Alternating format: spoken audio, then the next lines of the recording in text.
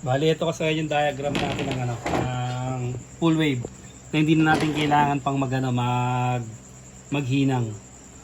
Para sa nag-comment sa atin, ito pa rin yung continuation natin. Ito siya, kailangan natin ng full wave stator. Ito siya. Tapos full wave charger. Tapos 4-pin CDI. Ito yun ha. Bali, meron na tayong video nyo. Ito yung pamagandang video natin ha. Alagyan na lang natin siya ng diagram para kung hindi niya makuha sa video, sigurado makukuha niya sa diagram. Ito siya kasaya na. Simple lang naman to.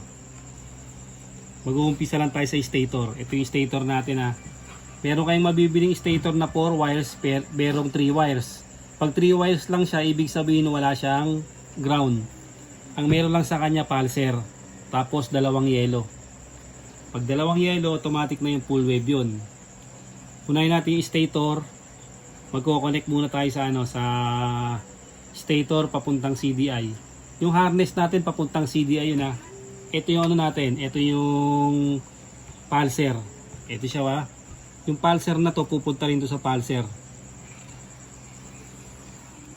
Sa blue yellow ay yung pulser natin.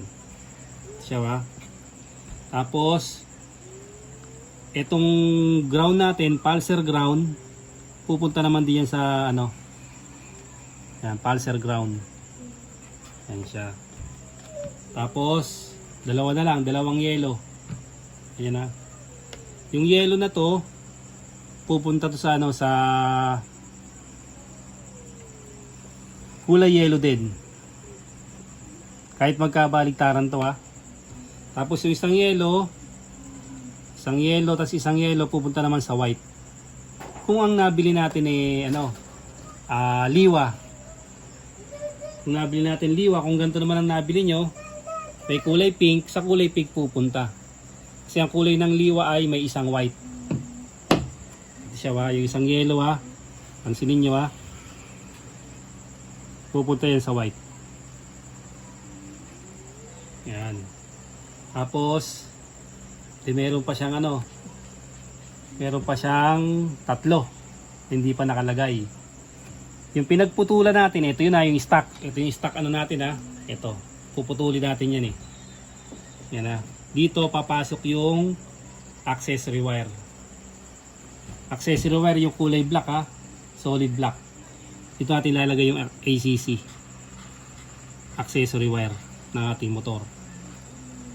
Itong pinutol natin na yellow at pinutol natin na white, sa pinagputulan nito, mababakante ang dalawa na yan.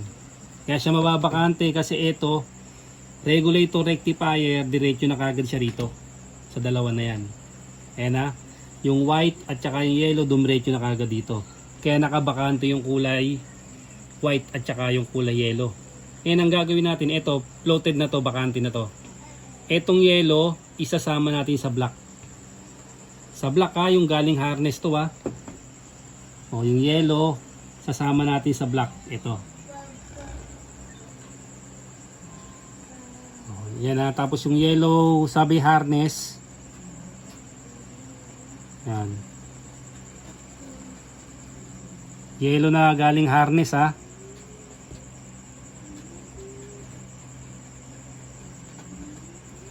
Yan. Pupunta rin sa accessory wire na magkasama.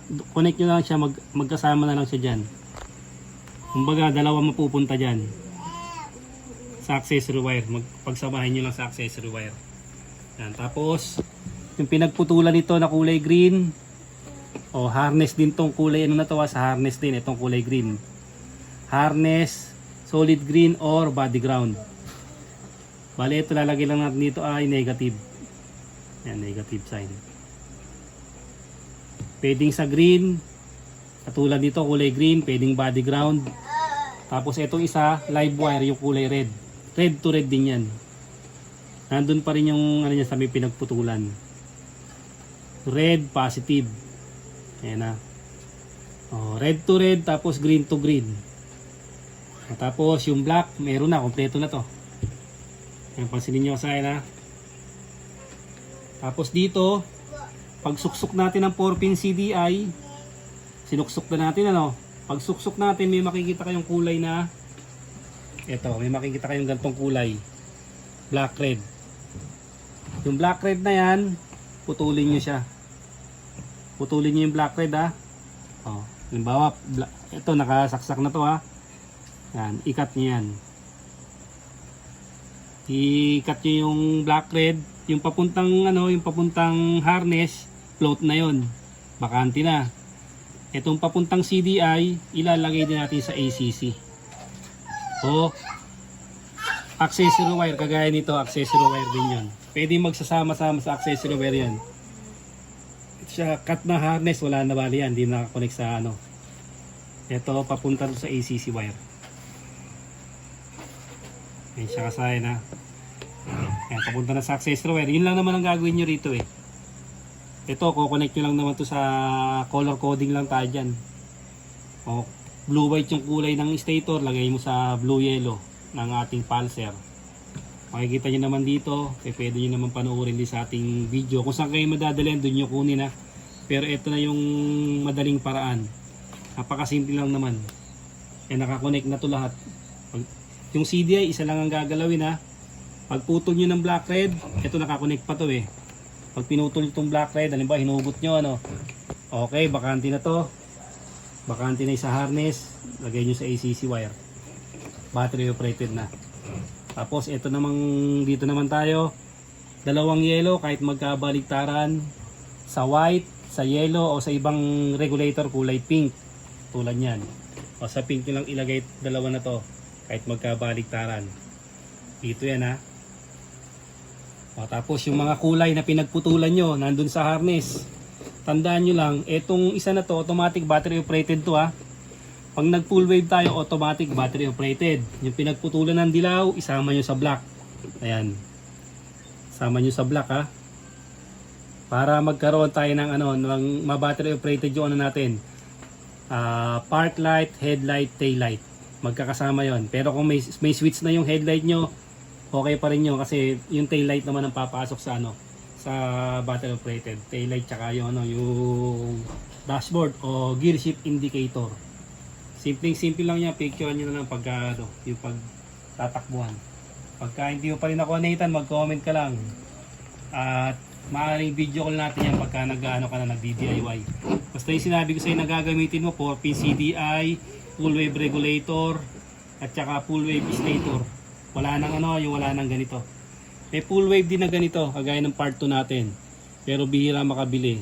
Mas yung 6 na ganito 6 na wala siyang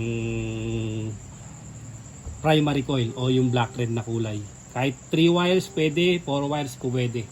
Hanggang dito lang mga kasayan. Salamat sa panonood. Picture